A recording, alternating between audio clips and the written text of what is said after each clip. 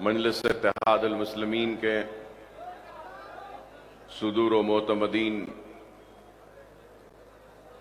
सरगर्म कारकुनान मजलिस इत्तेहाद अल मुस्लिमीन,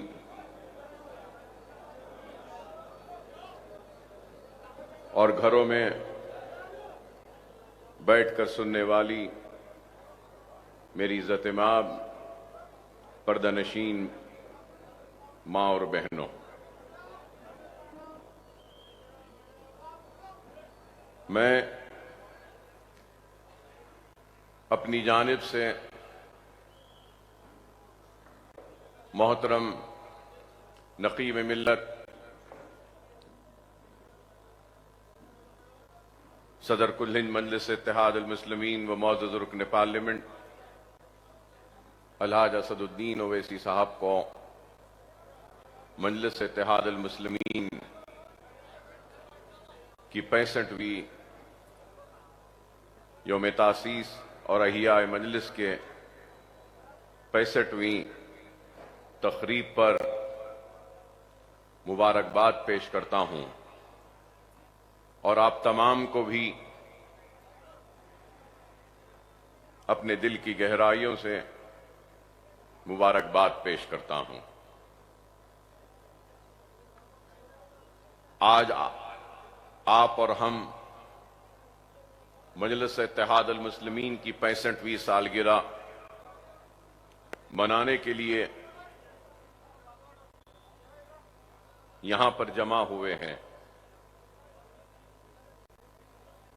और आज हमको इस बात पर भी गौर करना होगा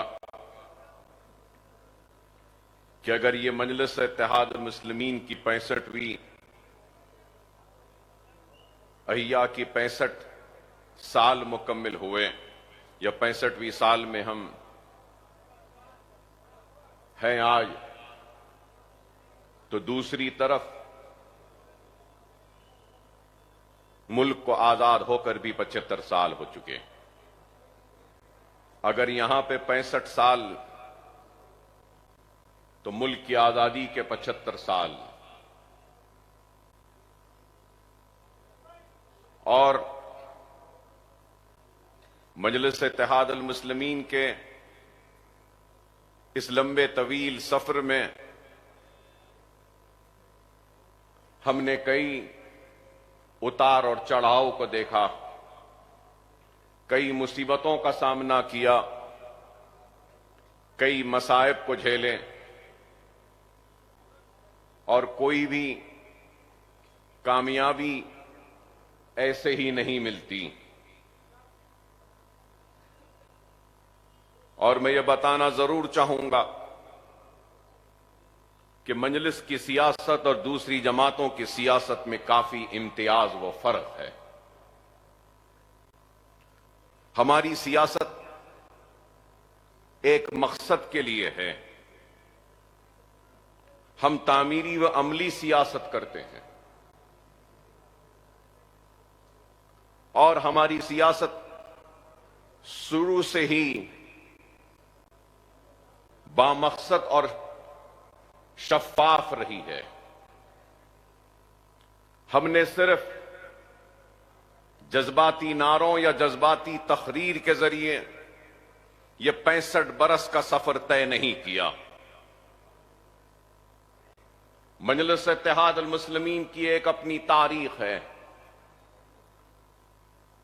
जब हमारे महलात वीरान हो चुके थे, हमारी लहलाती हुई खेतियां उजड़ चुकी थीं, हमारे जागीरें लुट चुकी थीं, हमारा मनसब लुट चुका था, तख्त व ताज अजायब घर की जीनत बन चुके थे, महलात वीरान हो चुके थे,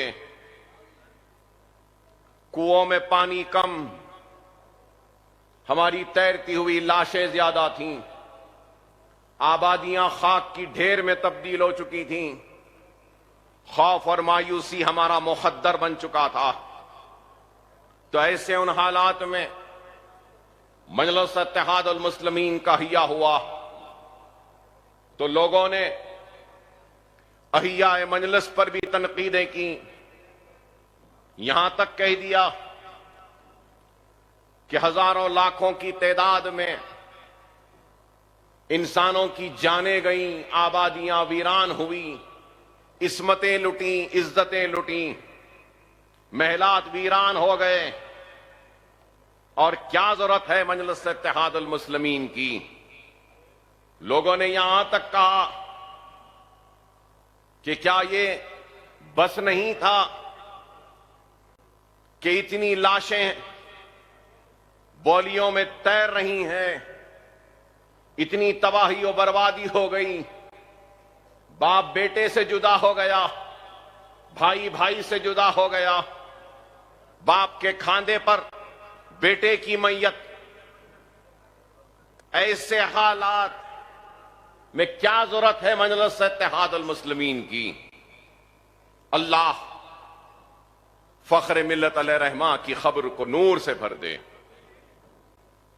कि उन्होंने उठने वाले इन आवाजों की परवाह नहीं की। खौफ और मायूसी में रहने वाले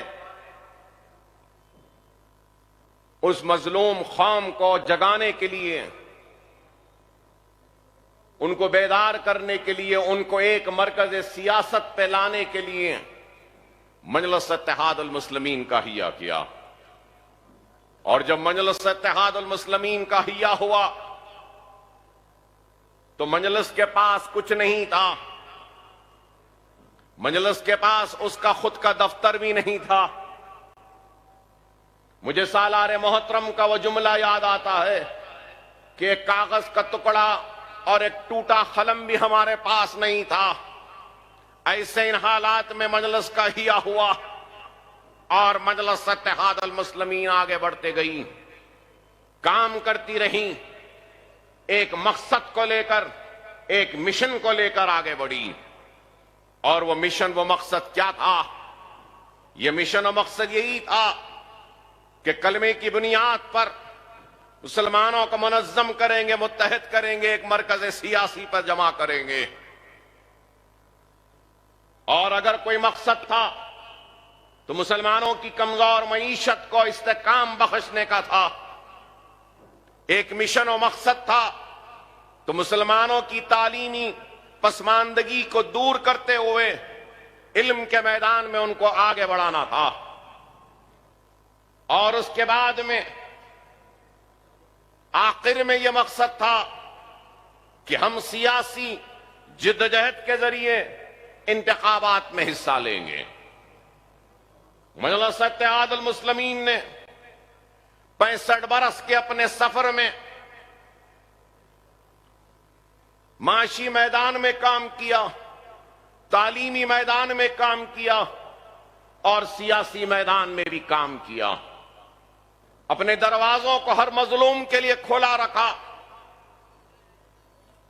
दारुस्सलाम के दरवाजे आज भी हर किसी के लिए खुले थे, खुले हैं और खुले रहेंगे। बिला लिहाज मजहब हर फरियादी अपने फरियाद को लेकर आ सकता है दारुस्सलाम में, चाहे वो मुसलमान हो, चाहे वो गैर मुस्लिम हो, चाहे वो हिंदू हो, चाहे वो सिख हो या ईसाई हो, चाहे वो ब्राह्मण हो, चाहे वो दलित हो, चाहे वो एसटी हो, चाहे वो बीसी हो, कोई भी हो, अल्लाह को मानने वाले के लिए भी दरवाजे खुले हैं, तो भगवान को मानने वाले के लिए भी दरवाजे खुले हैं, तो गॉड को मानने वाले के लिए भी दरवाजे खुले हैं। तो अगर कोई अल्लाह भगवान गॉड को नहीं मानता है तो उसके लिए भी हमारे दरवाजे खुले हैं। हम हर फरियादी, हर मजलूम की आवाज को सुनते हैं और उस मजलूम की फरियाद को न सिर्फ सुनते हैं बल्कि हमारे जानिब से जो मुमकिन मदद हो सकती है हम करते रहे हैं। मजलिस इत्तेहादुल मुस्लिमीन ऐसे ही आगे नहीं बढ़ी। मजलिस इत्तेहादुल मुस्लिमीन कई कुर्बानियों के बाद फख्र मिल्लत अलैहि रहमा 11.5 महीने जेल की सोहबतों को बर्दाश्त करते रहे। घर की लाइट काट दी गई, पानी बंद कर दिया गया, बैंक के खातों को मुंजमद कर दिया गया, जब्त कर लिया गया। ऐसे इन हालात में हमने जिद्दोजहद की और आगे बढ़ते गए और आज मजलिस इत्तेहाद अल मुस्लिमीन सिर्फ हैदराबाद तक महदूद नहीं, सिर्फ आपकी पहचान बनकर नहीं रही, बल्कि मैं कहूंगा कि हिंदुस्तान के मजलूम मुसलमानों की पहचान और उनकी उम्मीद बनकर आज सामने आ रही है और हक तलब कर रही है। मजलिस के पास कुछ नहीं था। जिस वक्त मजलिस के सियासी सफर का आगाज हुआ था तो पहली कॉन्फ्रेंस हुई थी और उस पहली कॉन्फ्रेंस में मोतमद उमवी जनाब ख्वाजा निजामुद्दीन साहब ने, जो साबिका रुकने असेंबली थे, उन्होंने सालाना रिपोर्ट पेश की थी और कहा था कि जमात को एक साल में 7,015 रुपये की आमदनी हुई। 7,015 रुपये की आमदनी और 7,165 रुपया का रकम खर्च किया गया।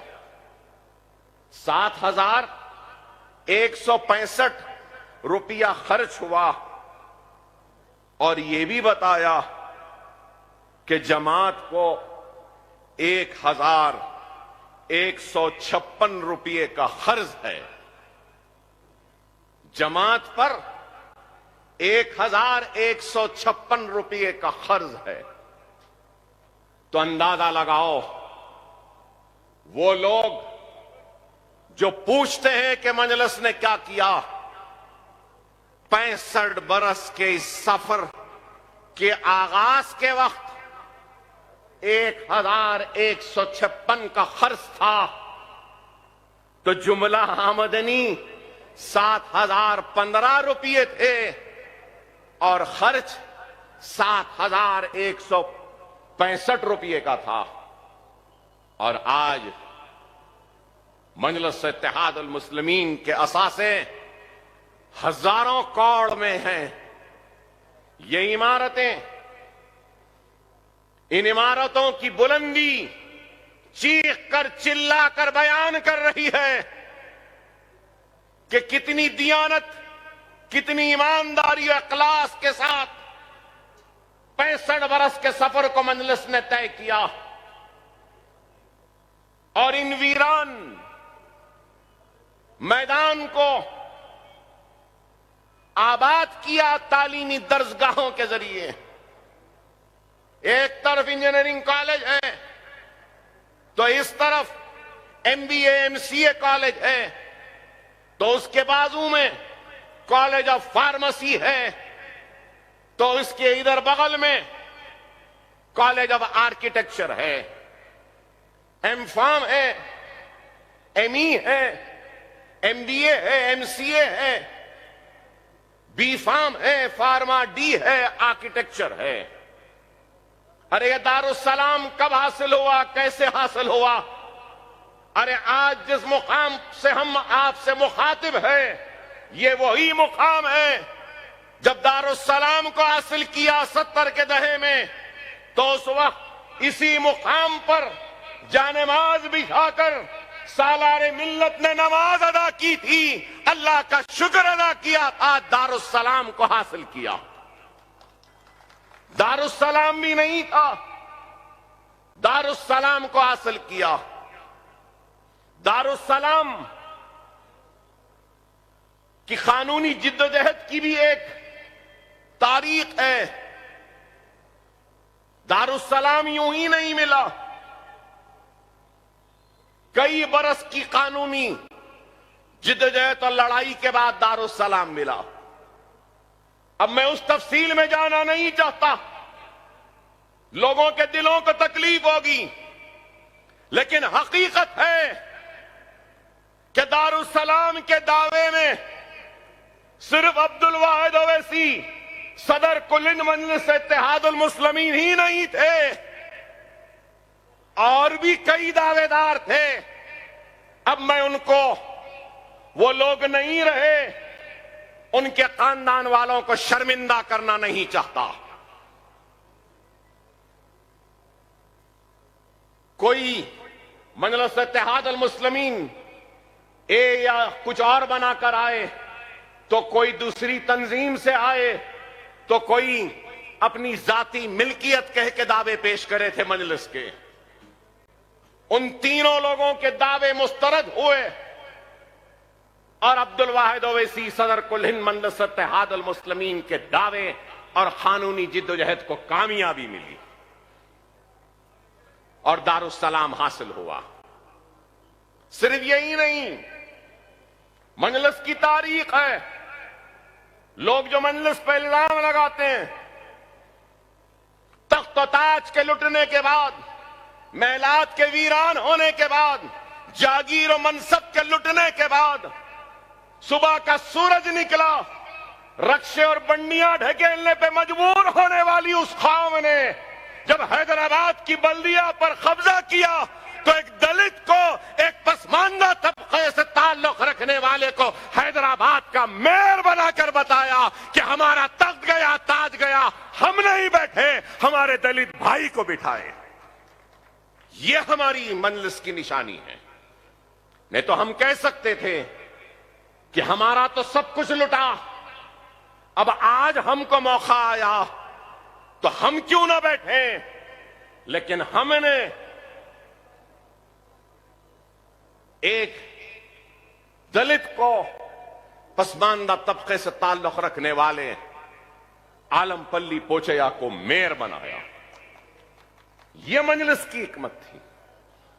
यह मजलिस काम करती गई और जब सियासी इनकलाब आया, सियासी मौके आए, तो मजलिस इत्तेहाद अल मुस्लिमीन ने दक्कन मेडिकल कॉलेज व इंजीनियरिंग कॉलेज के क़याम की इजाजत हासिल की।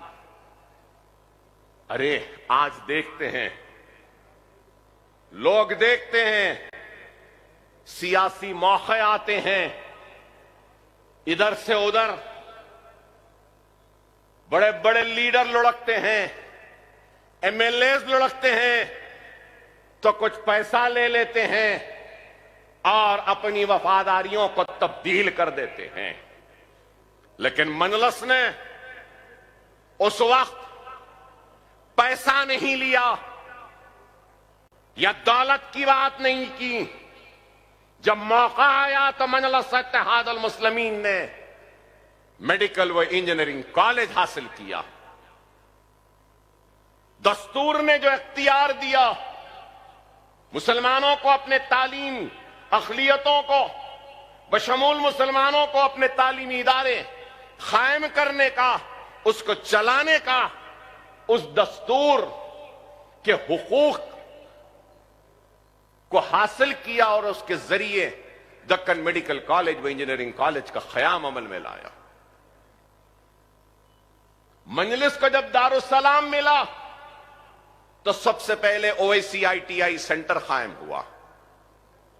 मिला सबसे पहले तो ये इधर इधर सीधे हाथ पे जो इमारत है, इसका नाम नूर महल है।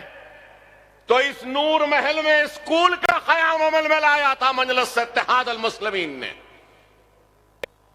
मजलिस सिर्फ सियासत नहीं पुकारती, मजलिस ने काम किया, वहां स्कूल बनाया, वहां ITI सेंटर बनाया और उसके बाद में यहां पे मलगियां बनाई बाहर। उसके जरिए मजलिस का काम का आगाज हुआ। आज ओवैसी हॉस्पिटल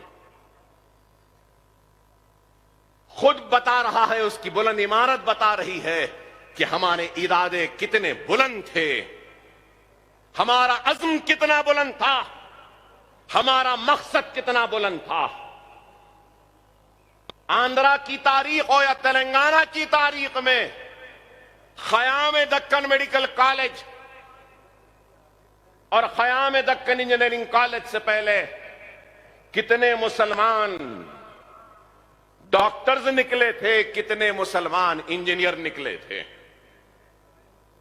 1984 से पहले चंद 100 मुस्लिम डॉक्टर भी नहीं थे पूरे आंध्रा में, लेकिन आज दक्कन मेडिकल कॉलेज व इंजीनियरिंग कॉलेज एक साल में अपने क़याम के 40 साल मुकम्मिल कर लेगा और 40 साल में हजारों डॉक्टर आज दुनिया के हर कोने में हैं, मशहूर है, मारूफ है और तिब की दुनिया में अपना नाम कमा रहे हैं।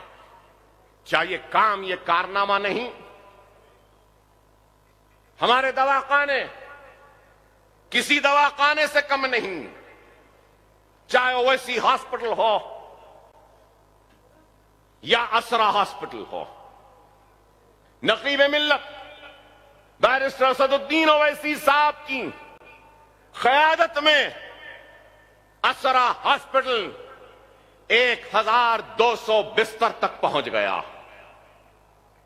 क्या ये कामयाबी व कारनामा नहीं है? आज कम से कम कीमतों पे इलाज का इंतजाम है। 1000 से जायद दिन में 2000 के आउट पेशेंट होते हैं असरा दवाखाने में। ओवैसी हॉस्पिटल में 1500, करीब 3500 4000 की ओपी रहती है। इस माह 28 दिन का फरवरी का महीना 1052 इन पेशेंटों ने इलाज करवा के हॉस्पिटल से डिस्चार्ज लिया, तो सिर्फ असरा हॉस्पिटल से। ओवैसी हॉस्पिटल से 900 चिल्लर सिर्फ फरवरी के महीने में 900 इन पेशेंट इलाज करा के अपने घरों को गए। क्या किसी को अंदाजा है ये कितना बड़ा काम है? क्या कोई जानता है कि कितनी मुसीबत के साथ इन इदारों को चला रहे हैं?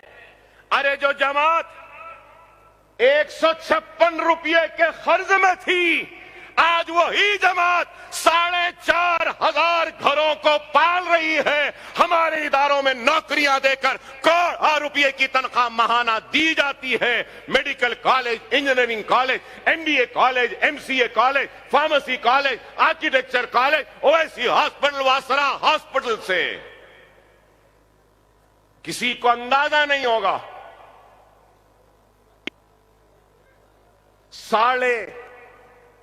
9.5 करोड़ रुपए की तनख्वाह महाना जाती है इन इदारों से। अरे ये काम है, ये काम किया, सिर्फ बातें नहीं की। एक तरफ हिंदुस्तान की आजादी के अगर 75 साल हैं, तो दूसरी तरफ 65 साल है। लोग इसी से जायजा ले लें, इसी से जायजा ले लें कि 65 बरस में क्या हुआ, 75 बरस में क्या हुआ। अरे मजलिस ने काम किया, अखिलती कमीशन का क़याम, माइनॉरिटी डिपार्टमेंट का क़याम, बच्चों की scholarship, overseas scholarship, minority commission का क़याम, उर्दू एकेडमी का क़याम, कितना काम। अनीसुल गुरबा की इमारत, शादी मुबारक में 2 लाख चिल्लर मुसलमान बच्चियों को उनकी शादी के लिए इमदाद, 17 लाख बच्चों को स्कॉलरशिप मिल चुकी। रियासत तेलंगाना में तेलंगाना के क़याम से लेकर आज तक 4% तहफ़्फ़ुज़ात जारी हैं। फिर पूछते हैं कि मजलिस ने क्या किया। अरे आपको सुनकर हैरत होगी कि इस असेंबली सेशन में मजलिस इत्तेहादुल मुस्लिमीन ने करीब 20,000 करोड़ के कामों की मंजूरी हासिल की पुराने शहर की तरक्की के लिए। यह मजलिस इत्तेहादुल मुस्लिमीन का कारनामा है।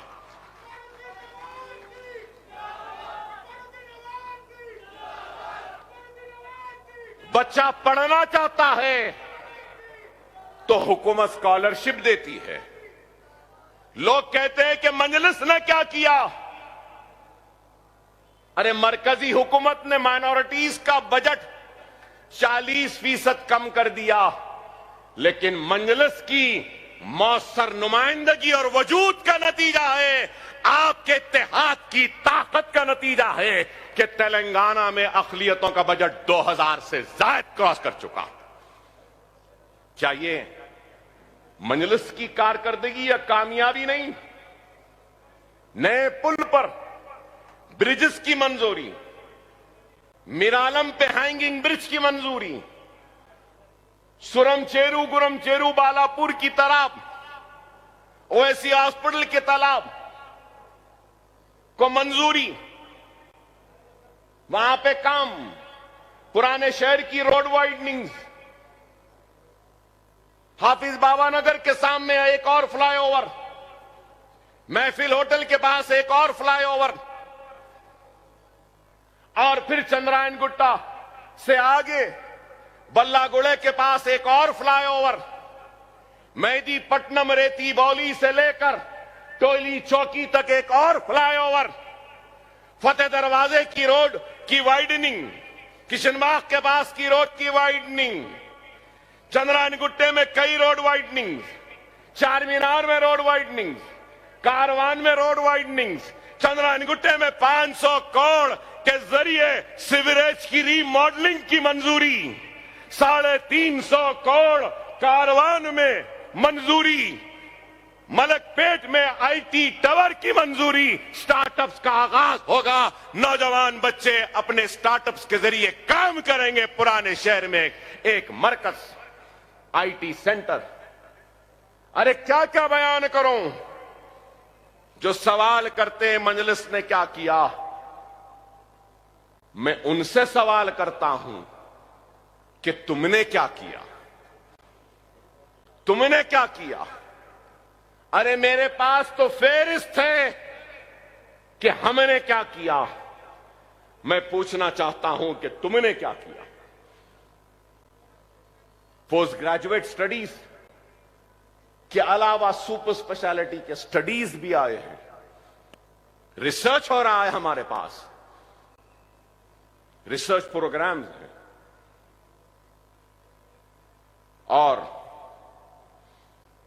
और अकबरुद्दीन ओवैसी अपनी जानिब से भी कुछ काम किया है कौम की तामीर के लिए। यह तो मजलिस का काम, दारुस्सलाम एजुकेशन ट्रस्ट का काम, नकीब मिल्लत की निगरानी में हुई यह काम अपनी जगह, अकबरुद्दीन ओवैसी का जाती काम, अपनी जेब से किया गया काम, अपने पैसों से किया गया काम। जो पूछते हैं मजलिस ने क्या किया, बेशक ये मेरा जाती काम है, मेरे जेब से हुआ काम है, लेकिन मैं अलग या जमात अलग नहीं, मेरी जात, मेरी पहचान, मेरी शिनाख्त मेरी जमात से है। अगर मेरी जमात, मेरे सदर, मेरे मरहूम बाप का शफकत का हाथ मेरे सर पे ना होता तो शायद मैं भी कुछ काम ना किया होता। नशेमन नगर का स्कूल, जमाल कॉलोनी का स्कूल, हाफिज बाबा नगर का स्कूल, नरखी फूलबाग का स्कूल, अंबरपेट का स्कूल, ये सारे स्कूल्स के अलावा आज हजारों बच्चे इन स्कूलों में ज़ेर तालीम हैं। हजारों इस साल आज से दरखास्तें तलब की जा रही हैं। इस साल बारकस सलाला के स्कूलों में भी तालीम का आगाज होगा। इस साल साबिका दार्जिलिंग स्कूल जो था उसको हमने सालारे Millat KG to PG campus का नाम दिया। वहां पर भी दाखिलों का आगाज होगा। फिर उसके बाद में सदर मोहतरम को याद होगा कि आज से 2-3 बरस पहले हाफिज बाबा नगर में सदर मोहतरम के हाथों से हमने एक फाउंडेशन स्टोन स्कूल का रखा था। उमर कॉलोनी में वो स्कूल की इमारत भी मुकम्मिल हो चुकी है। उसमें भी आइंदा तालीमी साल से एडमिशन्स का आगाज हो जाएगा, तालीमी सरगर्मियों का आगाज हो जाएगा। न सिर्फ उसमें सदर मोहतरम के हाथ में हमने और एक संग बुनियाद रखा था। वो था मुगलपुरा, एक शादी खाना था। वहां पे हमने तालीमी दर्जगाह को बनाया, फख्र मिल्लत के नाम से मौसूम किया। Fakhr Millat centre for educational and career guidance cell बनाया। हम वहां पे तालीम जारी है। Ballaguda Fatima Owaisi KG to PG campus 2 lakh square feet. तालाब Mir Jumla Salare Millat KG to PG campus 1 lakh square feet. Salala का school 35,000 square feet. Baba Nagar Umar colony का school 36,000 square feet. Fakhr Millat centre for education and career guidance 70,000 square feet पर। अरे आज जो पूछते हैं मजलिस ने क्या किया, दारुस्सलाम एजुकेशनल ट्रस्ट का सिर्फ मेडिकल कॉलेज का जितना रकबा है वो 14.5 लाख स्क्वायर फीट का है। दारुस्सलाम में जो है ये 4 लाख स्क्वायर फीट का है। और अकबरुद्दीन ओवैसी ने अपनी जात से जो बनाया है उसमें भी आज करीब 9.5 लाख स्क्वायर फीट की तामीर मुकम्मल हो चुकी है। हमने ये काम किया। इस साल 3,000 दाखिले होंगे फख्र मिल्लत सेंटर में। 10th की कोचिंग हो रही है, इंटरमीडिएट की कोचिंग है, कंप्यूटर्स की कोचिंग है, इंटीरियर डिजाइन की ट्रेनिंग है, ओपन स्कूल से 10th लिखाने की कोचिंग, इंटरमीडिएट की ओपन स्कूल की ट्रेनिंग, डिग्री की training, computer courses, skill development program. हमने एक इंटरनेशनल यूनिवर्सिटी किंग्स यूनिवर्सिटी के इश्तिराक के साथ हम स्किल डेवलपमेंट का प्रोग्राम कर रहे हैं। पुराने शहर के बच्चों को हम स्किल डेवलप करेंगे, रिकॉग्नाइज्ड डिप्लोमा की डिग्री व सर्टिफिकेट दे रहे हैं। यह हमारा काम है। सालारे मिल्लत कैंपस में बीएससी डिग्री का हम बीकॉम कंप्यूटर्स या फिर बीए नहीं कर रहे हैं। हम वहां उस कैंपस में BSc lab technology, BSc anaesthesia, BSc cardiology technician, BSc operation theatre, BSc radiography, BSc chemotherapy, BSc के कोर्सेज को मिला रहे हैं वहां पे। क्या काम है बताओ? ये इंटीरियर डिजाइनिंग का कोर्स, ये कोचिंग क्लासेस, इंजीनियरिंग कॉलेज के लेक्चरर्स से हम इस्तेफादा कर रहे हैं, मेडिकल कॉलेज के लेक्चरर्स से इस्तेफादा, अकाउंट्स बच्चों को सिखा रहे हैं, तो एमबीए के जो हमारे लेक्चरर्स हैं उनसे इस्तेफादा। फिर हम फार्मास्यूटिकल्स की ट्रेनिंग भी दे रहे हैं। पुराने शहर में ओवैसी फार्मास्यूटिकल्स के नाम से हम चेन ऑफ फार्मास्यूटिकल स्टोर्स खोल रहे हैं, जिसके जरिए हम 100 हजारों बच्चों को रोजगार मुहैया करने का इरादा रखते हैं। यह हमारा काम।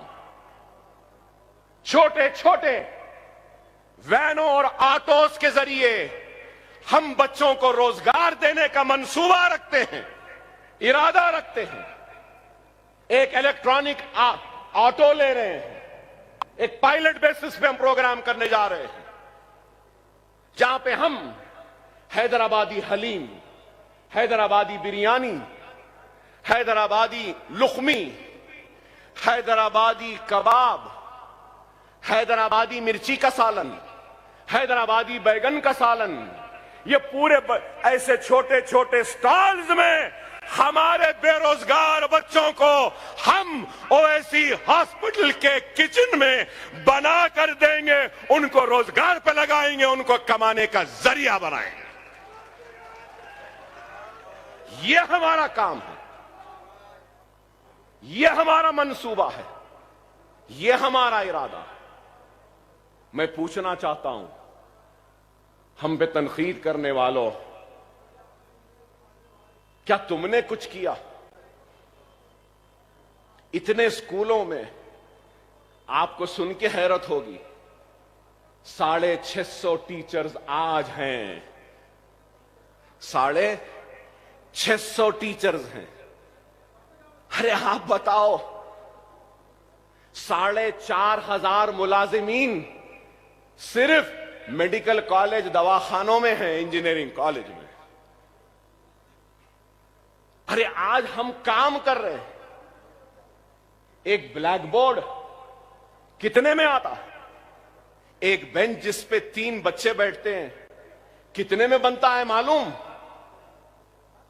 अरे सिर्फ ये नए स्कूलों में जो हम आगाज कर रहे हैं उसका फर्नीचर बनाने के लिए 1,68,00,000 रुपया सिर्फ बेंचेज और बोर्ड्स के लिए खर्चा हुआ।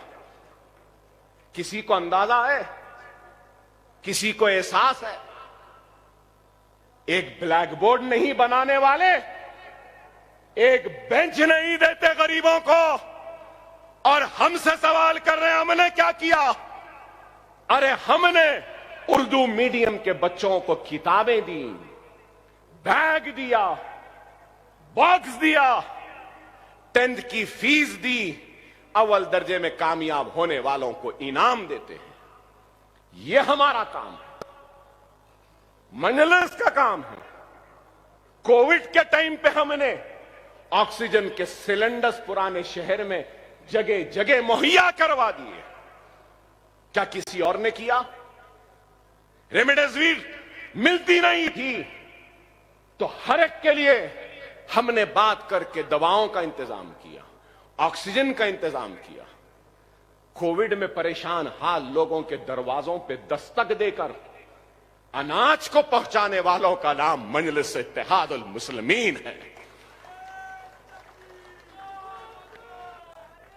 क्या भूल गए? याददाश्त इतनी कमजोर है, हिंदुस्तान में वैसा काम नहीं हुआ। कोविड में जो हमने काम किया, ये नहीं देखा कि भूखा मुसलमान है या हिंदू हो या सिख है या ईसाई। जिसने भी फोन किया उसके दरवाजे पर 15 दिन 1 महीने का अनाज लेकर पहुंचने वालों का नाम मजलिस इत्तेहादुल मुस्लिमीन है। लोग चंद थैलियां देकर फोटो खिंचाते, अरे हमने तो लदी हुई लारियां दे दी आवाम को। ये मजलिस है, ये दिल है हमारा। हम मिट जाएंगे, मर जाएंगे, लेकिन अपनी कौम को तबाह बर्बाद होने नहीं देंगे। यही तालीम फख्र मिल्लत ने दी थी, यही तालीम सालार ने दी, और इसी तालीम पर नकीब मिल्लत और हमारा कीन असेंबली इसी पर चल रहे हैं। अपनी जात के लिए नहीं, कौम की खुशहाली के लिए। तूफान आया, घर डूब गए, तबाह हो गए, तो क्या हमने काम नहीं किया? हिंदुस्तान में किसी ने काम किया? बाबानगर में, दूसरे इलाकों में घरों की फ्रिजों को बनाया, वॉशिंग मशीन को बनाया, हमने इलेक्ट्रिकल काम किया, बर्तन दिया, बिस्तर दिया, कपड़े दिए, अनाज दिया, दवाएं दी। पूरे हैदराबाद में मेडिकल कैंप्स के जरिए 2 करोड़ से जायद की अद्वियात को हमने तकसीम किया। क्या किसी ने किया? क्या किसी ने किया? अरे मेरे पास काम है, मेरे पास काम है। मैं काम बताते बताते सारी रात गुजार सकता हूं, इतना काम है मेरे पास, मेरी जमात के पास, मजलिस इत्तेहादुल मुस्लिमीन के पास, मेरे सदर के पास। तुम्हारे पास क्या है? हम पे इल्जाम लगाने वालों, तुम्हारे पास क्या है? फिर पूछते 65 बरस पहले जो सवाल हुआ था, मजलिस की क्या जरूरत है? 65 बरस बाद वही सवाल, मजलिस क्यों आ रही है? गुजरात मजलिस क्यों आ रही है? उत्तर प्रदेश मजलिस क्यों आ रही है? मध्य प्रदेश मजलिस क्यों आ रही है? महाराष्ट्र मजलिस क्यों आ रही है? मजलिस अपने कामयाबी का एक्सपेरिमेंट लेके गुजरात आ रही है, मध्य प्रदेश आ रही है, उत्तर प्रदेश आ रही है, महाराष्ट्र आ रही है, राजस्थान आ रही है। तो हमारी कामयाबी के दास्तानों को लेकर आ रहे हैं। और उन लोगों से सवाल है जो हमसे पूछते हमने क्या किया? हमने इतना किया। उत्तर प्रदेश के मासूम नादान मुसलमान मेरे भाई, मैं तुमसे पूछना चाहता हूं, 75 बरस में तुमको क्या मिला? हिंदुस्तान की तारीख में 75 बरस में कांग्रेस भी थी, 75 बरस में जनता भी थी, 75 बरस में जनता दल भी थी, 75 बरस में नेशनल फ्रंट भी थी, 75 बरस में समाजवादी भी थी, 75 बरस में बहुजन समाज भी थी, 75 बरस में कांग्रेस भी थी, 75 बरस में एनसीपी भी थी, कई जमातें थी। तो सवाल यह है, 75 बरस की आजादी के बावजूद भी सबसे पीछे, सबसे पिछड़ा हुआ, सबसे आखिर में मुसलमान क्यों है? इस सवाल का जवाब दो ना। अरे इस सवाल का जवाब दो। उत्तर प्रदेश में पिछड़ा हुआ मुसलमान क्यों है? मध्य प्रदेश में पसमानदा मुसलमान क्यों है? हिंदुस्तान की जेलों में मुसलमान ज्यादा क्यों है? हिंदुस्तान में बेरोजगार मुसलमान क्यों है? हिंदुस्तान में गरीबी का शिकार मुसलमान क्यों है? मुफलिसी का शिकार मुसलमान क्यों है? मुसलमान की बस्तियां रोड ड्रेनेज के लिए आज भी बिलबिला रही हैं, तो क्यों है? जवाब दो ना। इसका जवाब नहीं देंगे। सिर्फ यही मजलिस बी टीम। अरे बाबा तुम ए टीम थे ना कांग्रेस के, तो मुसलमान को क्या दिए? तुम ए टीम थे ना नेशनल फ्रंट के, तो क्या दिए मुसलमान को? तुम दुहाई देते थे ना जनता पार्टी की, क्या दिए मुसलमान को? कुछ नहीं। रमजान में टोपी पहन के आ गए, एक खजूर मुसलमान के मुंह में दे दिए, गरीब नवाज सरकार के लिए चादर भिजा दिए, हो गया। चलो उससे नहीं हुआ, मुसलमान नाराज, तो चलो गोपाल सिंह कमीशन बना दो। मुसलमान नाराज तो ये कमीशन बना दो, मुसलमान नाराज तो वो कमीशन बना दो, मुसलमान नाराज सच्चर कमीशन बना दो, मुसलमान नाराज तो कुंडू कमेटी बना दो। बस इतने कमीशन बने, इतने कमेटियां बनी, क्या मिला? क्या मिला?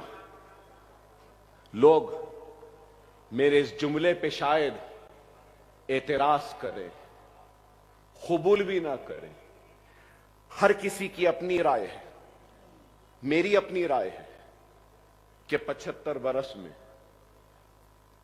हर किसी ने हमारा इस्तेमाल किया, इस्तेहसाल किया, हमको वोट बैंक की तरह ट्रीट किया, खजूर खिला के खुश किया, टोपी पहन के हमारे सामने आके खुश किया, या चादर भेज के खुश किया। 75 बरस में हम तबाह होते रहे, बर्बाद होते रहे, लुटते रहे। क्या कांग्रेस की दौर में मलियाबाद का फिसाद नहीं हुआ? क्या यही सेक्युलर पार्टियों के दौर में अहमदाबाद का फिसाद नहीं हुआ? क्या जयपुर का फिसाद नहीं हुआ? क्या हाशिमपुरा का नहीं हुआ? क्या मध्य प्रदेश के रोड किला का नहीं हुआ? क्या राजस्थान का फिसाद नहीं हुआ? अरे 50,000 फिसादात के जरिए हम जब भी लुटते रहे, कटते रहे।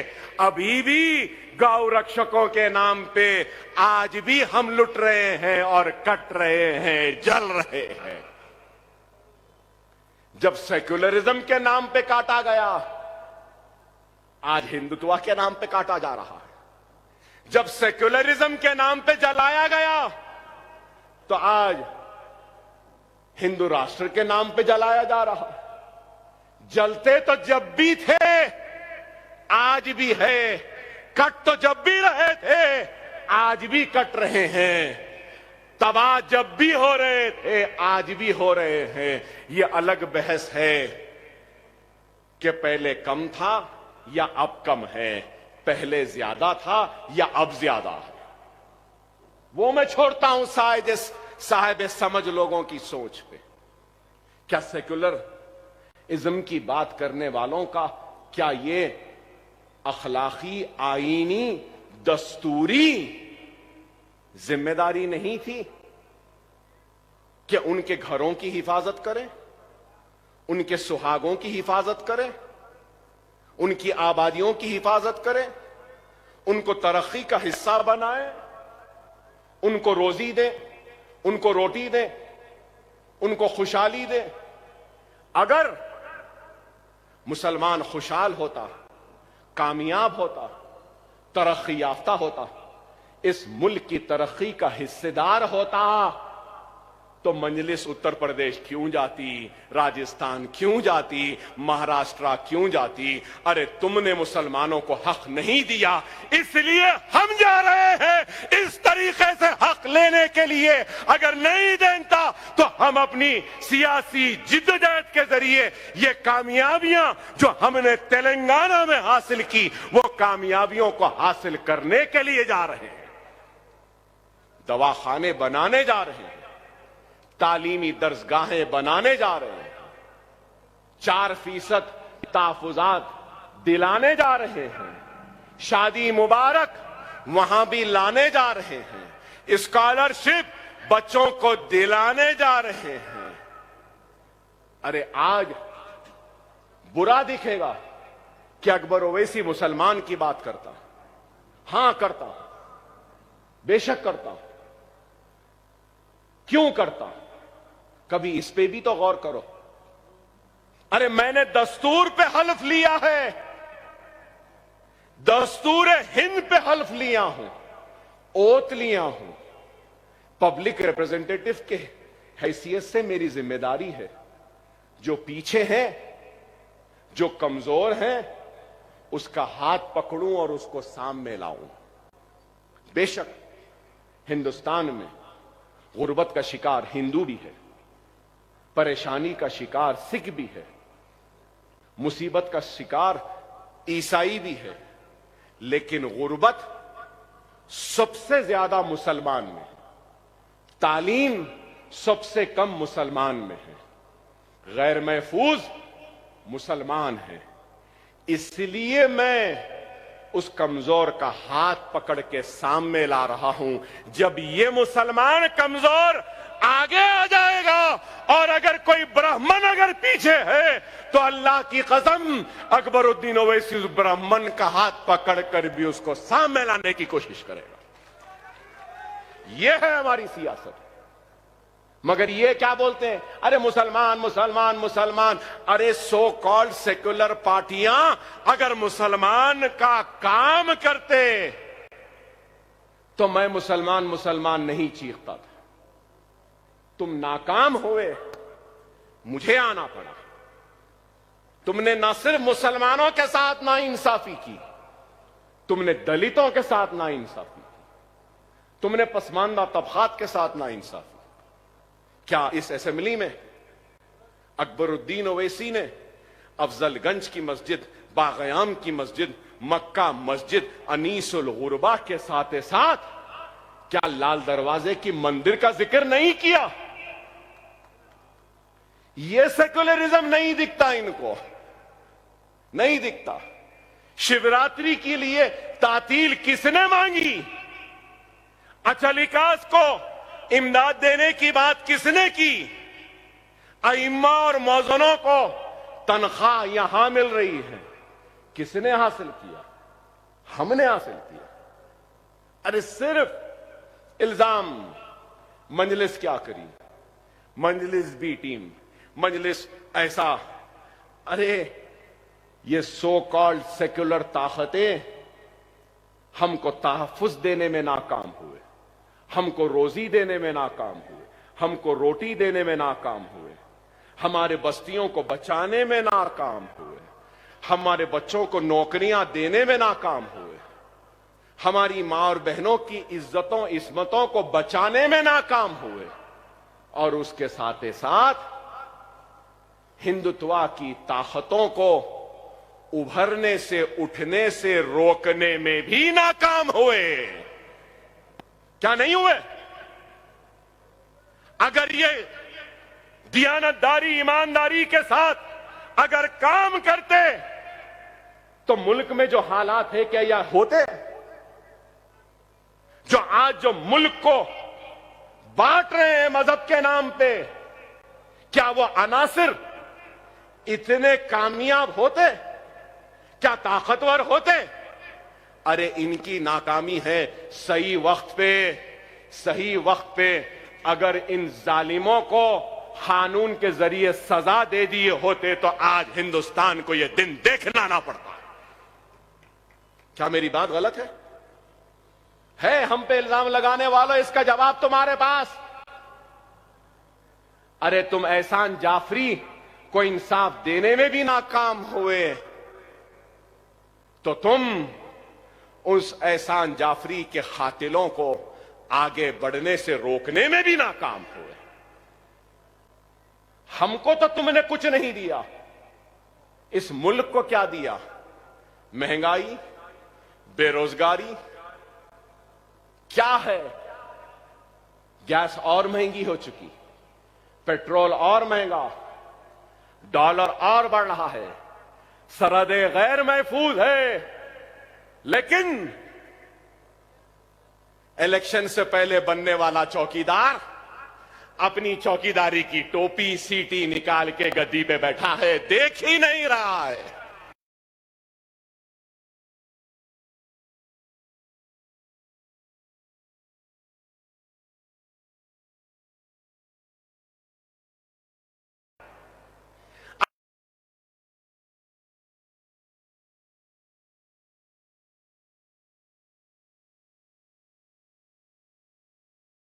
हिफाजत के लिए अपने सीनों को पेश कर देंगे, अपने आप को चौकीदार नहीं कहेंगे, हम अपने आप को इस मुल्क के शहरी व बाशिंदे कहेंगे और जाएंगे आगे। क्या है बताइए? कभी चाय वाले बन जाते हैं, कभी चौकीदार बन जाते हैं, कभी फकीर बन जाते हैं। अरे भाई, हमको ना चाय चाहिए ना चाय वाला चाहिए, ना चौकीदार की सीटी चाहिए ना चौकीदार की टोपी चाहिए, हमको ना फकीर चाहिए ना फकीर का थैला चाहिए, हमको एक ताकतवर वजीर आजम चाहिए। वह एक ताकतवर वजीर आजम दे दो, बस यही काफी है। गरीबों के लिए कुछ करने वाला दे दे। मुझे हैरत होती है, आज भी याद आता है क्या क्या नहीं बोला। यह भी बोला था कि पहले शौचालय बाद में देवालय। ऐ हिंदुत्व के ताकतवर पहलवानों, गांव रक्षकों, तुम्हारे घर के शौचालय बना दिया, चौकीदार या नहीं बनाया, मेरा सवाल है। बन गए? ना ही शौचालय बने, ना ही कुछ बना, सिर्फ बातें। कोई बेघर नहीं रहेगा 2022 तक। मिल गए? 15 लाख आ जाएंगे, आ गए। ट्रिलियन इकॉनमी हो जाएगी, इतनी ट्रिलियन उतनी ट्रिलियन हो गई। कुछ नहीं हुई, सिर्फ बातें, सिर्फ बातें। मैं पहले भी कहता था बेहतरीन अदाकार है, बेहतरीन अदाकार है। वही अदाकारी, वही दिखावा। और क्या मिला? मैं बताओ, मुझे बताओ क्या मिला? 10 बरस में खुशहाली मिली, 10 बरस में तरक्की मिली, 10 बरस में शौचालय मिले, 10 बरस में घर मिला, 10 बरस में गैस मिला। अरे कुछ भी नहीं मिला। कोविड में मरने वालों की लाशें गंगा में तैर रही थीं, जलाने के लिए लकड़ियां भी नहीं थी। ऐसा चौकीदार मिला हमको। मेरी बात खराब दिखेगी, क्या गलत कह रहा हूं बताओ? ऑक्सीजन के लिए तड़प तड़प के मरा मेरा हिंदुस्तानी भाई, ऑक्सीजन तक नहीं दे सका। मरने के बाद जलाने के लिए लकड़ी भी नहीं दे सका, अनाज भी नहीं दिया। गैस महंगी, पेट्रोल महंगा, डीजल महंगी, हर एक चीज। बहरहाल बहुत सी बातें हैं, बहुत सी बातें हैं। इंशाअल्लाह फिर कभी मुलाकात होगी तो जरूर कहूंगा, लेकिन आपसे यही कहूंगा कि वक्त और हालात की नजाकत को समझो। देखो ये मुल्क कहां जा रहा है। आज हमारी जिम्मेदारी क्या है?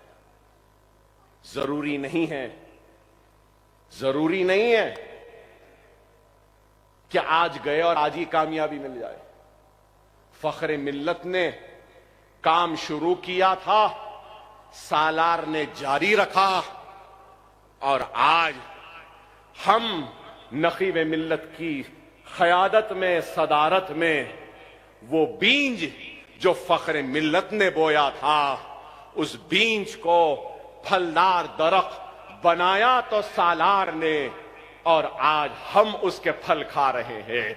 आज नकीब मिल्लत जो बीज बो रहे हैं, नकीब मिल्लत जिंदा नहीं रहेंगे, हम जिंदा नहीं रहेंगे, लेकिन हमारी आने वाली नस्ल उस बीज के उभरे हुए उस फलदार दरख्त के फल जरूर खाएंगे। हम जिंदा नहीं रहे तो कोई बात नहीं, काम तो करना है ना, किसी ना किसी को तो करना है ना।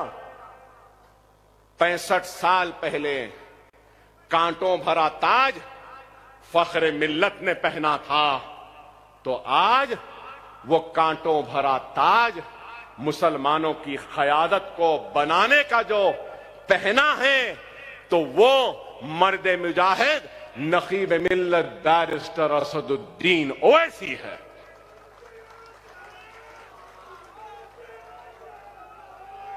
बहुत बोल रहे हैं बोलने वाले, बहुत बोल रहे हैं।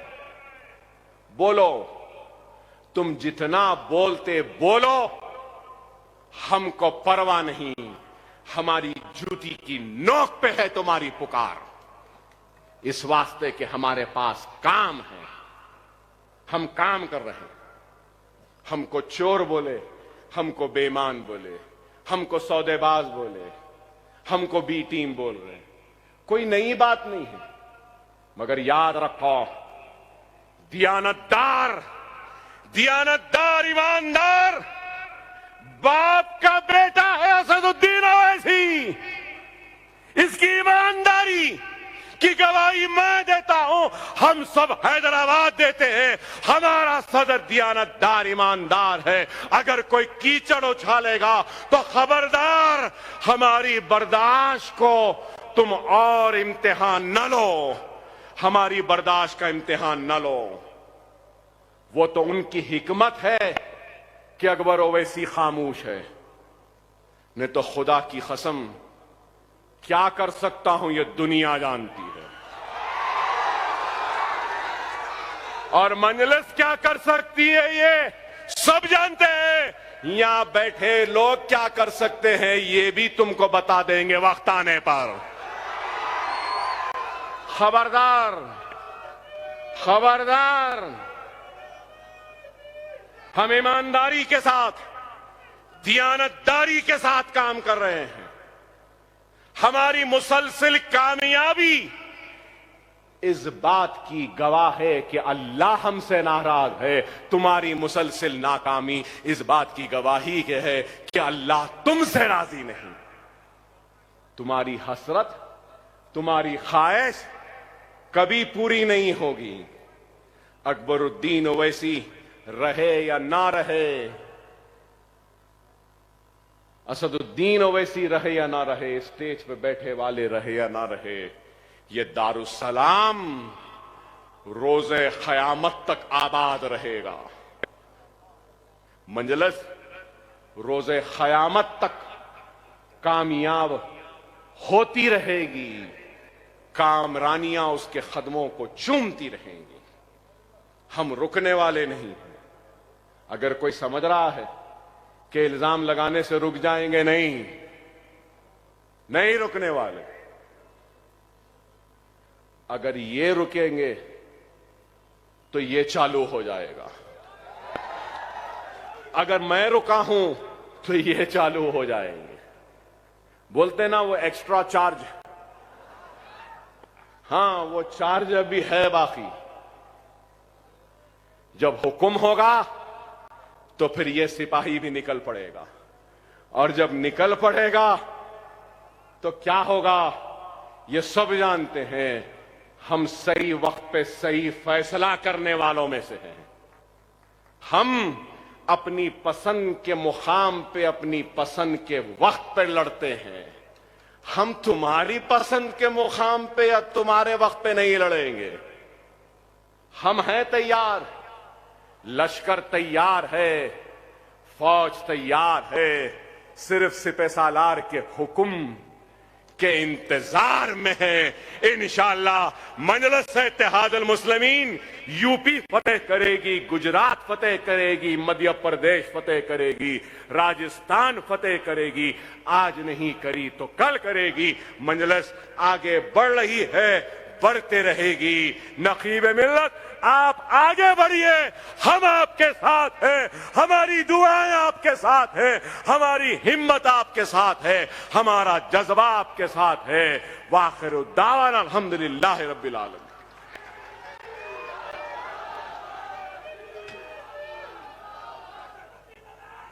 मोहतरमुल मुकाम नकीब मिल्लत अलहाज बैरिस्टर असदुद्दीन ओवैसी साहब, सदर कुल हिंद मजलिस इत्तेहादुल मुस्लिमीन और मुअज़्ज़िज़ रुकन पार्लियामेंट से अदबन गुजारिश की जाती है आपको मुखातिब फरमाएं।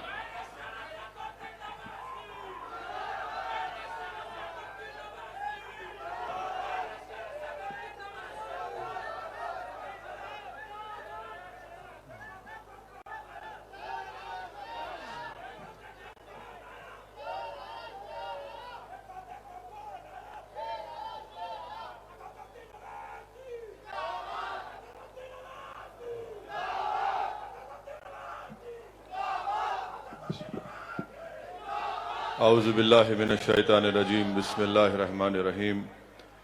अस्सलामु अलैकुम वरहमतुल्लाहि वबरकातुहू। मजलिस इत्तेहादुल मुस्लिमीन के सदर मोतमदीन, अराकीन मजलिस इत्तेहादुल मुस्लिमीन, मेरी इज़्ज़तदार माँ और बहनों,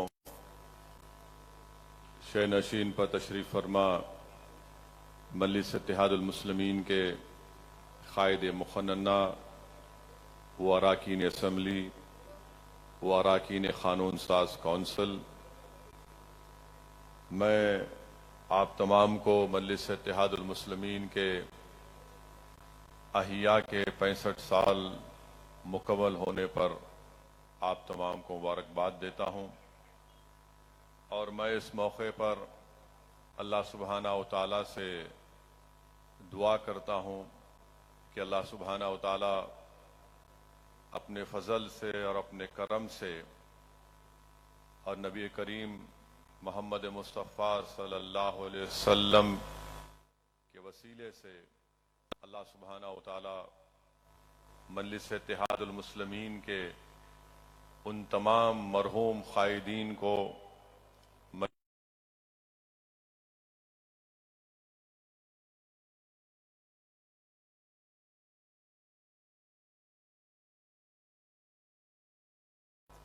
मजलिस इत्तेहादुल मुस्लिमीन के उन तमाम मरहूम वोटर्स को जिन्होंने अपनी ज़िंदगी में मजलिस इत्तेहादुल मुस्लिमीन की मजबूती के लिए कुर्बानियाँ पेश की, मैं अल्लाह से दुआ हूँ कि अल्लाह सुब्हाना व तआला उन तमाम मरहूमीन की अल्लाह मग़फ़रत फरमाए और अल्लाह सुब्हाना व तआला उनका नेक नामुन बदल हमको अता भी करे। अजीज़ान मिल्लत, मोअज़्ज़िज़ हाज़रीन इकराम, 65 साल का एक लंबा सफ़र अल्हम्दुलिल्लाह मजलिस इत्तेहादुल मुस्लिमीन ने मुकम्मल किया है। और अगर आप मजलिस इत्तेहादुल मुस्लिमीन की तारीख़ का मुताला करेंगे तो मजलिस इत्तेहादुल मुस्लिमीन ने अपने सियासी सफ़र को और सियासी सफ़र का आगाज़ किया और अभी भी जारी है। ये मेरा मानना है कि ईसार, जज्बात और एक फ़िक्र को लेकर हमारे बुजुर्गों ने इस सियासी सफ़र का आगाज़ किया और यही चीज़ें हैं कि लोग कहते हैं कि मजलिस जज्बात से काम लेती है। ये जज्बात ही थे जिन्होंने हमको 65 साल का सफ़र मुकम्मल करवाया। ये फ़िक्र ही थी जिसने इन तालीमी इदारों को और अस्पतालों को क़ायम किया।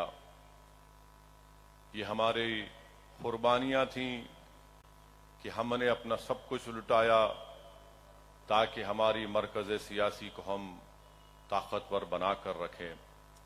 तो मेरे अजीज़ दोस्तों और मजलिस इत्तेहादुल मुस्लिमीन के तमाम अरकान और सिपाहियों से मेरी अपील है कि हमको अपने जज्बात को जिंदा रखना है, ईसार को जारी रखना है और हमारी जो फिक्र है एक मजलूमों के लिए, उसको सामने रखकर हमको आने वाले मुस्तकबिल के चैलेंजेस का सामना करना पड़ेगा। मेरे अजीज दोस्तों और बुजुर्गों, आपने एक तफसीली तकरीर कायद मुखन्ना अकबरुद्दीन ओवैसी से सुना। उससे पहले मोहतरम अहमद पाशा कादरी साहब ने भी मुख्तसर तकरीर मगर उसमें बहुत अहम नुकात जनाब अहमद पाशा कादरी साहब ने उठाए हैं। मेरी आप तमाम से सिर्फ यही गुजारिश है कि हमारे लिए अब एक चैलेंज ये है कि हम कैसे हमारे मुल्क में जिस वतन अजीज को हमने अपने खून पसीने से हमारे बुजुर्गों ने अंग्रेजों की 200 साल की गुलामी से आजाद करवाया, जिस वतन अजीज को हमारे बुजुर्गों ने एक आइन दिया, संविधान दिया और हमारे वतन अजीज के आइन बनाने वाले बुजुर्गों ने यह ख्वाब देखा था कि मुल्क पार्लिमानी जमहूरियत पर चलेगा मगर इसमें शिराकतदारी की भी जमहूरियत होगी।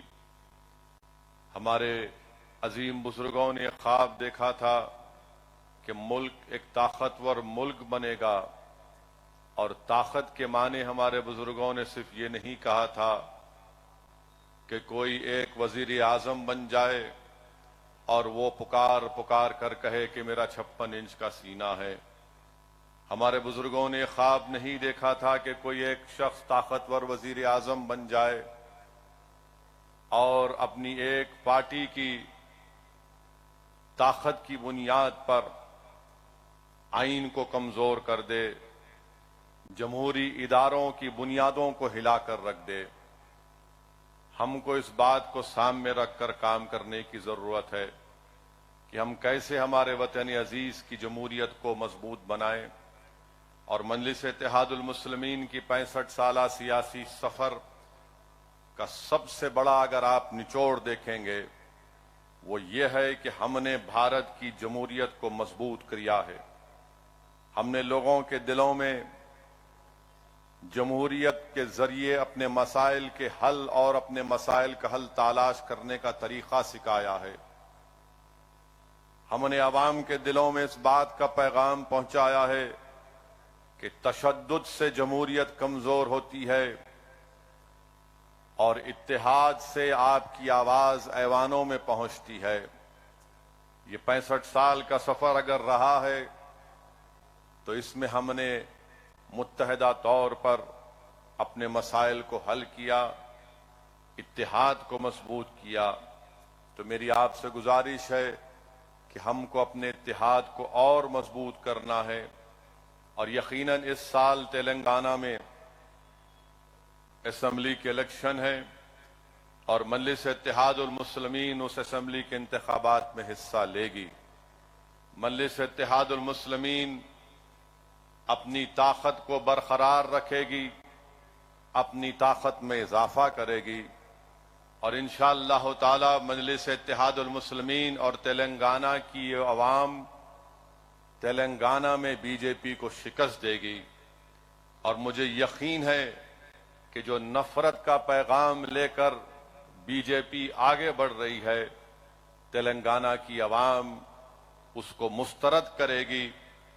मुझे यकीन है कि राजस्थान में जब असेंबली के इंतखाबात होंगे तो इंशाअल्लाह ताला राजस्थान की अवाम मजलिस इत्तेहादुल मुस्लिमीन को कामयाब करेगी।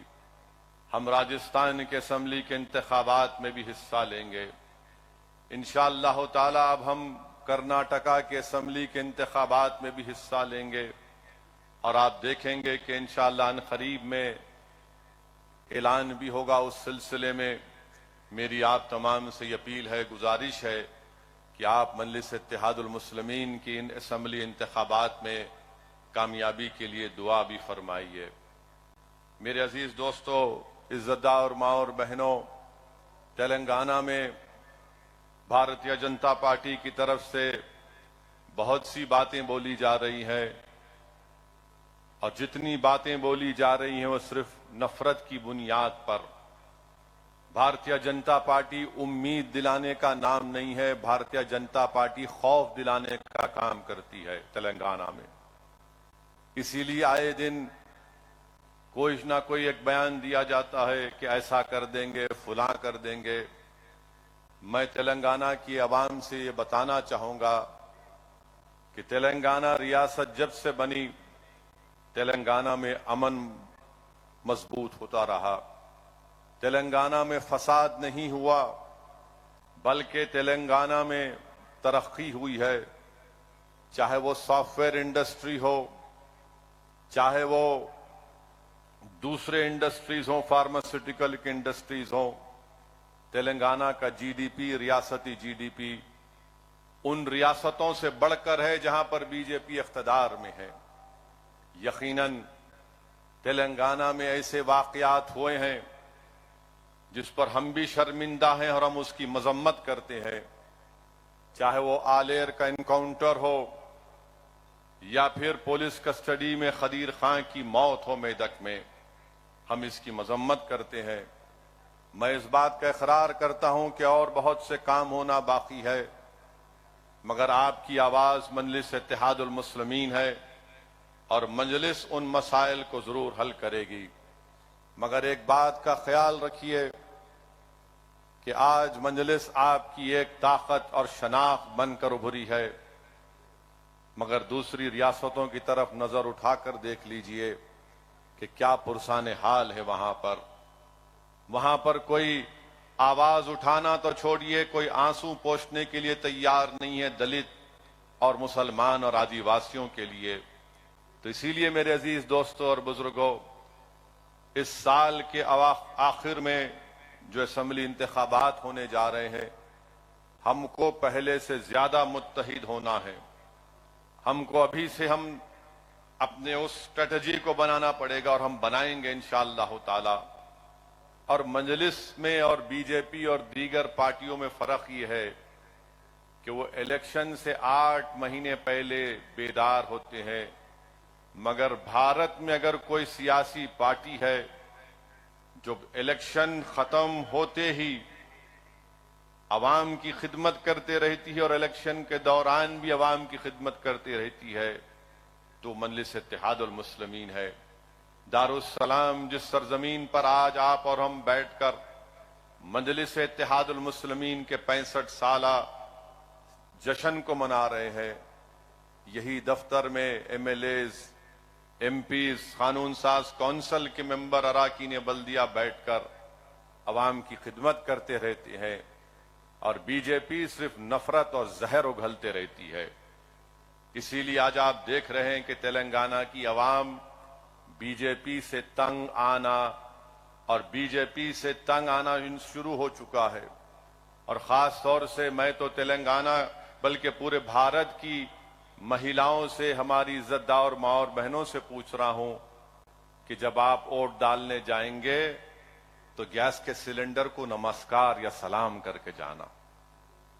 गैस का सिलेंडर को नमस्कार और सलाम इसलिए करना क्योंकि गैस के सिलेंडर में मोदी जी ने जो हवा छोड़ी है, इतना महंगा गैस का सिलेंडर हो चुका है कि आज कितना 1200 रुपये कितना हो गया,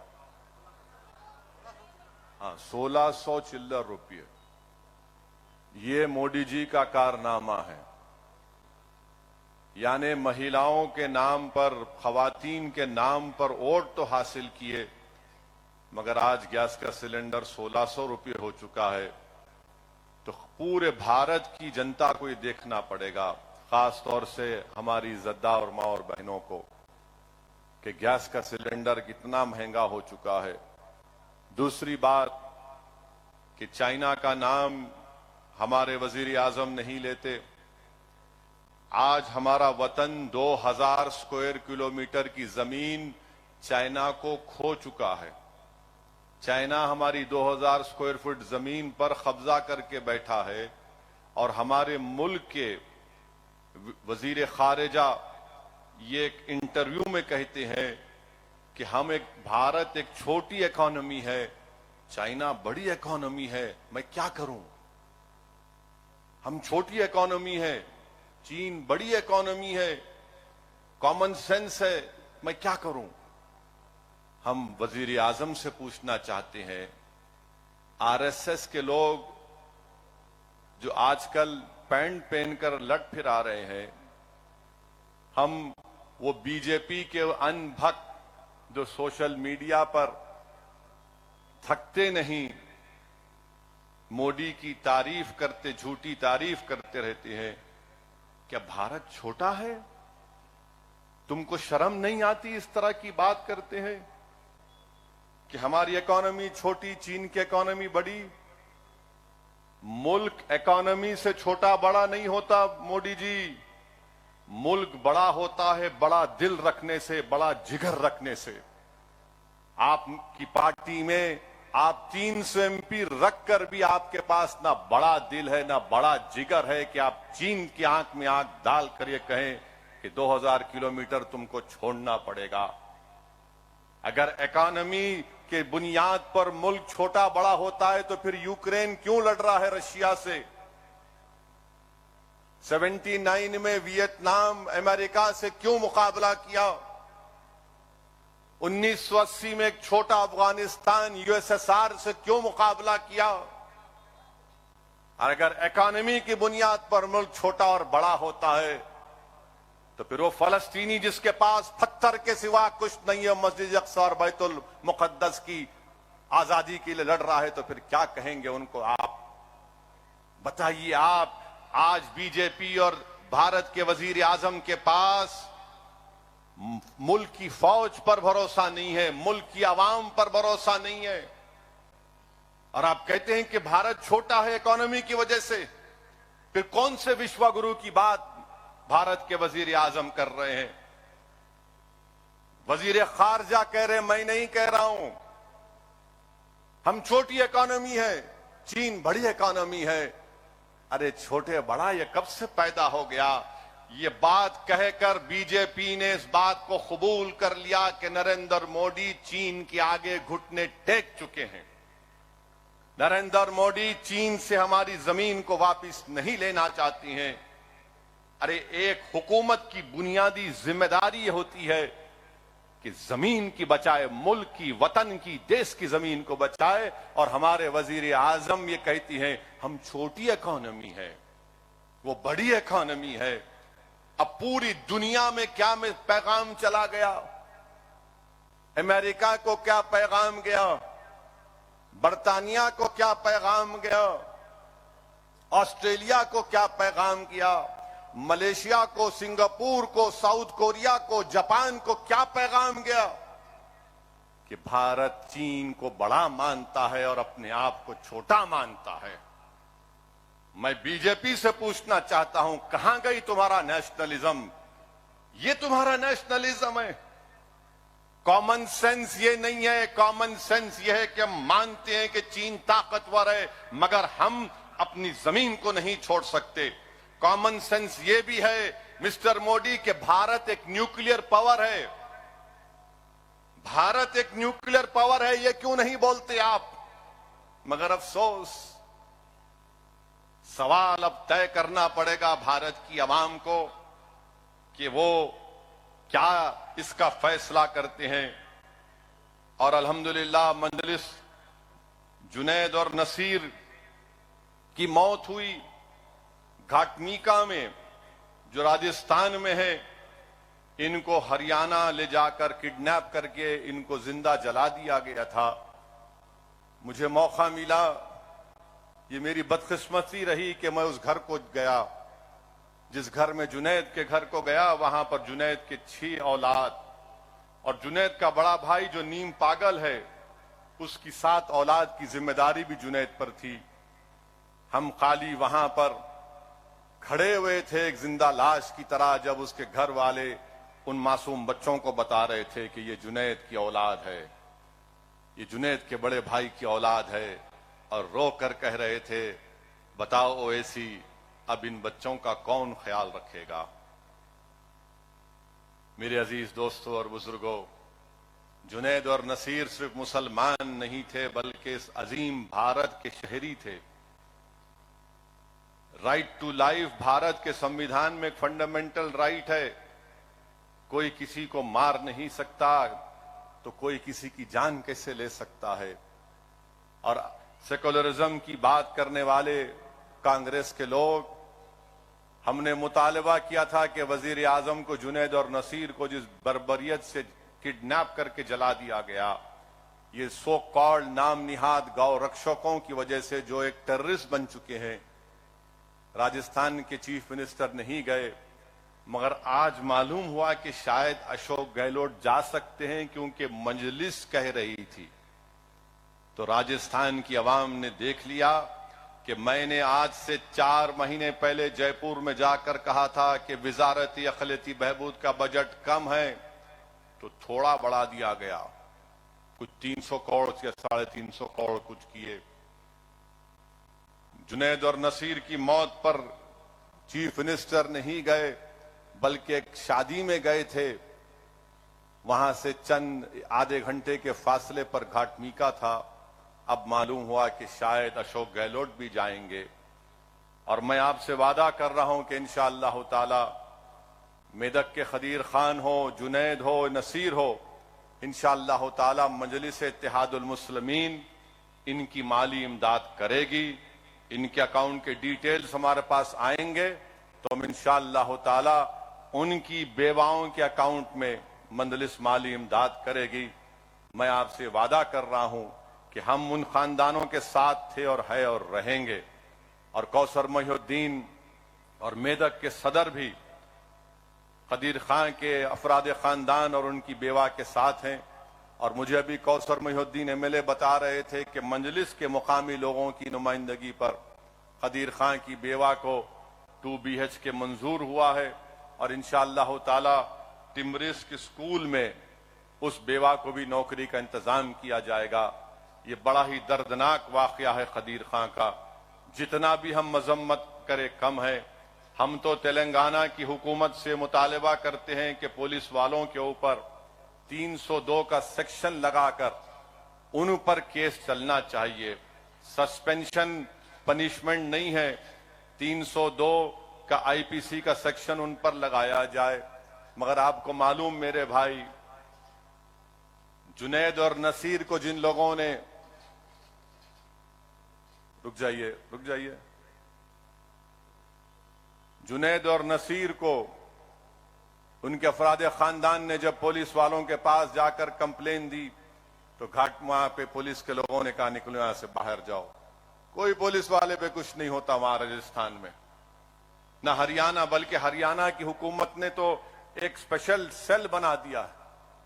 यानी एक सो कॉल्ड गौ रक्षक जो चाहे कर सकते, उनको लाइसेंस वेपन दे दिया गया। एक जुल्म हो रहा है और मुसलमानों को मारकर बीजेपी उनकी तड़प को दिखाकर, उनकी जलती हुई लाशों को दिखाकर, उनके मुंह से बहता हुआ खून जो वारिस का था और कासिम नामी बच्चे को गोली मारकर बीजेपी हरियाणा में अपनी सियासी ताकत को मजबूत बनाना चाहती है। मगर याद रखिए, आप जो सियासी ताकत मजबूत बना रहे हैं उससे देश कमजोर होगा, उससे रूल ऑफ लॉ कमजोर हो रहा है, गुंडागर्दी बढ़ रही है, जुल्म बढ़ रहा है। और हम पूछना चाहते हैं भारत के वजीर आजम से, ये पंजाब में जो एक साहब आए हैं दुबई से, उनका नाम अमृत है और बीजेपी बोलती है अमृत काल है। बीजेपी क्या बोलती है? अमृत काल है। ये अमृत काल में ये अमृत कौन है और ये अमित खामोश क्यों है? अगर वही बात अगर कोई मुसलमान बोल देता तो हमारे टीवी के एंकर तो 24 घंटे चलाते, वो ओवैसी ने आज ये कहा है, उसने देश के बारे में कह दिया है। मगर ये क्या है बताइए आप? इस पर कुछ नहीं कहते। और आज अल्हम्दुलिल्लाह सुप्रीम कोर्ट का एक ऑर्डर आया है कि आर्टिकल 324 के तहत, भारत की आईन और संविधान के तहत चीफ इलेक्शन कमिश्नर का जो अपॉइंटमेंट है इलेक्शन कमिश्नर का, सुप्रीम कोर्ट ने कह दिया कि वजीर आजम, लीडर ऑफ अपोजिशन और चीफ जस्टिस ऑफ इंडिया बैठकर तय करेंगे। मजलिस इसका वेलकम करती है, इस डिसीजन का। बहुत अच्छा है। अब बैठकर आप इलेक्शन कमिश्नर और चीफ इलेक्शन कमिश्नर को बनाइए। जमहूरियत का एक ढांचा है, अगर इलेक्शन कमीशन में बहुत ताकत है, बहुत उनको इख्तियारात हैं, और सुप्रीम कोर्ट ने सही ऑब्जर्वेशन किया कि चाहे वो किसी की भी सरकार हो, इलेक्शन कमिश्नर के 6 साल की मियाद पूरी नहीं होती। अब उम्मीद करते कि इससे ट्रांसपेरेंसी आएगी, इससे इलेक्शन कमिश्नर और इंडिपेंडेंट होगा, आजाद होगा। जमहूरियत के लिए बहुत जरूरी है कि इलेक्शन कमीशन में ट्रांसपेरेंसी आए और उसको और इंडिपेंडेंस मिले, जो भारत के आईन की आर्टिकल 324, बल्कि अगर आप कॉन्स्टिट्यूएंट असेंबली के डिबेट्स का मुताला करेंगे, जब आर्टिकल 324 पर बहस हो रही थी तो सबने कहा था कि इलेक्शन कमिश्नर को बहुत इख्तियारात मिलने चाहिए। इसीलिए आप देखते हैं कि इलेक्शन कमिश्नर को अगर हटाना है तो इंपीचमेंट जो जज की होती है उस तरह का तरीकेकार दिया गया था। तो ये हमको काम करना है। तेलंगाना के असेंबली इलेक्शन के लिए यहां पर जो मौजूद हमारे जिम्मेदार हैं, मैं उनसे अपील करूंगा कि आप तैयारी शुरू करिए। क्या तैयारी शुरू करना? कि नफरत का खात्मा हो, अमन की जीत हो और तेलंगाना की जो तरक्की है और खुशहाली है वो जारी और सारी रहे। आप आईन को चाहते हैं या बुलडोजर को चाहते हैं? आप अंबेडकर को पसंद करते हैं जो आइन को बनाया, या आप बुलडोजर को पसंद करते हैं? आप मोहब्बत को पसंद करेंगे या जुल्म को पसंद करेंगे? इस बात का फैसला आपको करना है। और हम इंशाअल्लाह ताला आइन को बचाएंगे, अंबेडकर को कामयाब करेंगे ताकि बुलडोजर न काम हो जाए। हम अमन को कामयाब करेंगे ताकि जुल्म खत्म हो जाए। हम ताकत हासिल करेंगे ताकि मजलूमों को उनका इख्तियार मिल सके। ये काम मजलिस करती आई और करते रहेंगे। इस सरजमीन से हमारे बुजुर्गों ने हमको यही सिखाया था, हम अपने मरूमीन को, अपने जिम्मेदारों को मायूस नहीं करेंगे और इंशाअल्लाह ताला हशर के मैदान में हम उनको शर्मिंदा होने नहीं देंगे। तो मेरे अजीज दोस्तों और बुजुर्गों, हमको इन नुकात पर काम करते हम आए हैं और इंशाअल्लाह हमको इसी नुकात पर काम करने की जरूरत है। और मंजलिस की अहमियत और उसकी इंपॉर्टेंस अगर आपको समझना है तो आज के इस मजमे में एक हमारी बहन है जिसका नाम शेफाली है। आप शायद नहीं जानते शेफाली को। जब मरहूम कायद सालार मिल्लत जिंदा थे तो शेफाली दारुस्सलाम को आकर 4 साल या 5 साल सिर्फ दारुस्सलाम में शेफाली बैठती थी। और उस जमाने मरहूम कायद सालार उस छोटे कमरे में हम लोग बैठते थे और शेफाली यहां पर बैठकर मंजलिस के तमाम अराकीन से बात करती थी। मंजलिस के जलसों में शेफाली आती थी, मंजलिस की एक्टिविटीज को देखती थी। और शेफाली ने आर्काइव से मंजलिस के उस जमाने के फखरे मिल्लत अलैहिर रहमा अब्दुल वाहिद ओवैसी के जमाने के पेपर कटिंग्स को निकाला, सालारे मिल्लत की जिंदगी के तकारीर और उनके बयानात के उस जमाने के पेपर कटिंग्स को निकाला। और आपको जानकर हैरत होगी कि शेफाली ने अल्हम्दुलिल्लाह अपनी पीएचडी की थीसिस को यूनिवर्सिटी ऑफ शिकागो में सबमिट किया। और यूनिवर्सिटी ऑफ शिकागो पूरी दुनिया के 10 बड़ी यूनिवर्सिटी में शुमार होता है। तो वहां पर शेफाली की इस थीसिस को मंजूर भी किया गया। और उस थीसिस में खास बात यह है, ये मैं नहीं शेफाली है, यहां पर मैं मिलूंगा जलसे के बाद, जब मीडिया को भी मिलूंगा तो मीडिया को ही बताऊंगा ये शेफाली है। तो उस थीसिस में शेफाली लिखा कि सालारे मिल्लत की जिस दिन शादी हुई थी, उस शादी की रात किसी ने सालार को फोन करके कहा कि सालार चप्पल बाजार में फसाद हुआ है। तो उस जमाने में ये नहीं था, ये झुंझुना नहीं था जो हमारी जिंदगी अजाब करके रख दिया। यानी दूसरी शादी करने की जरूरत ही नहीं है, आप 2 फोन रख लो, पूरा आपका माशाल्लाह चैन सुकून बर्बाद हो जाता है।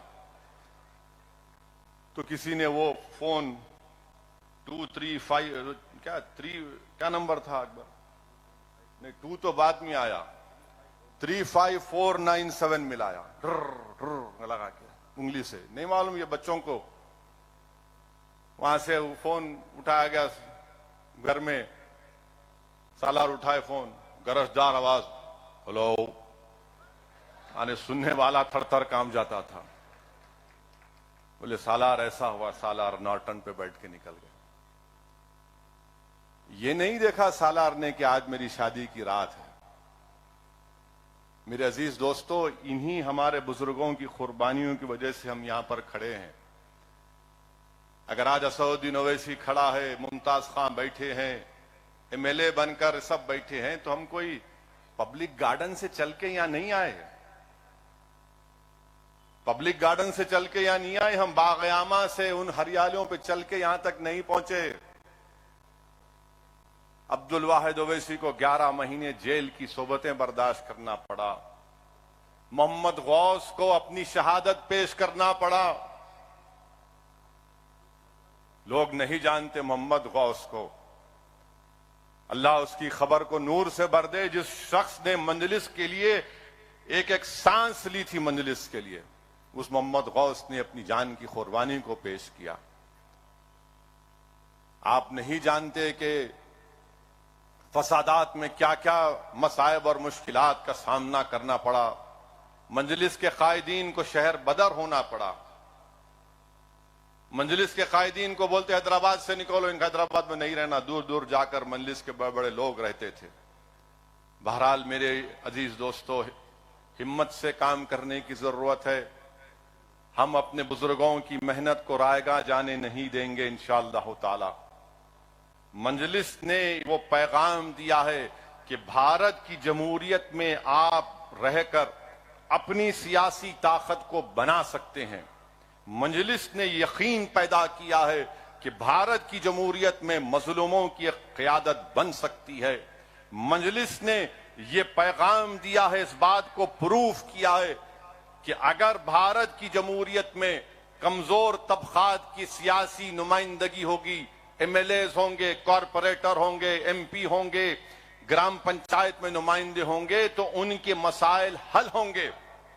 जहां पर आपकी आवाज नहीं है वहां पर कोई आपको नहीं पूछता, वहां पर कोई नहीं पूछता। इसलिए कि भारत के किसी कोने में अगर किसी दलित मुसलमान पर जुल्म होता है तो सबसे पहले दारुस्सलाम को इत्तला दी जाती है कि असदुद्दीन ओवैसी को या मंजलिस के कायदीन को बोलो कि कम से कम इस पर तबसरा कर दो, कम से कम इस पर तबसरा करो, रिएक्शन दो। मेरे अजीज दोस्तों और बुजुर्गों, हमको मंजलिस को और मजबूत करना है और इंशाअल्लाह ताला हम मंजलिस को और मजबूत करेंगे। रियासत झारखंड हो या बिहार हो या कहीं पर भी हो जहां पर मंजलिस आज काम कर रही है, हम मंजलिस को कामयाब करेंगे। हमारी जिंदगी का मकसद मंजलिस को सियासी ताकत बख्शना है। मैं अपने रुफ़क़ाओं से अपील कर रहा हूं कि तुम और हम जब खबरों में जाकर आराम से सो जाएंगे तो ये तिश्नगी लेकर हम अपनी खबरों में जाकर नहीं सोएंगे कि काश मैं कुछ वहां पर जाकर कुछ कर देता, अपनी जमात का परचम लगा देता, अपनी जमात के लिए लोगों को तरगीब देता कि वोट दो मंजलिस को। ये तिश्नगी हम लेकर अपनी खबरों में जाकर नहीं सोएंगे। अल्लाह सुब्हानहू ताला जब तक हमको और आपको जिंदा रखेगा, अल्लाह हमको हमारे जज्बे को जिंदा रखे, अल्लाह हमारी इस फिक्र को जिंदा रखे, अल्लाह हमारे बुजुर्गों की ईसार को जिंदा रखे और हमको अल्लाह तौफीक दे कि हम अपने बुजुर्गों के ईसार के रास्ते पर चले। हम अपनी जिंदगियों में कुर्बानियां हमारे बुजुर्गों ने दी, हम भी देंगे। और मंजलिस के मुखालिफिन को मैं कहूंगा कि तुम जितना बोलना चाहे बोलो, तुम्हारा जितना लिखना चाहे लिखो, तुम जितना इल्जामात लगाना चाहे लगाओ, अब कुछ फर्क नहीं पड़ता। क्योंकि 65 साल से तुम्हारे झूठी बातों का असर नहीं पहुंचा तो अब क्या पहुंचेगा प्यारे।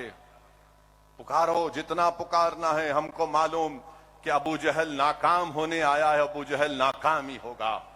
यजीद के पास ताकत थी मगर पलीद था, बदनाम हुआ और सुबह क़यामत तक यजीद पलीद कहा जाएगा।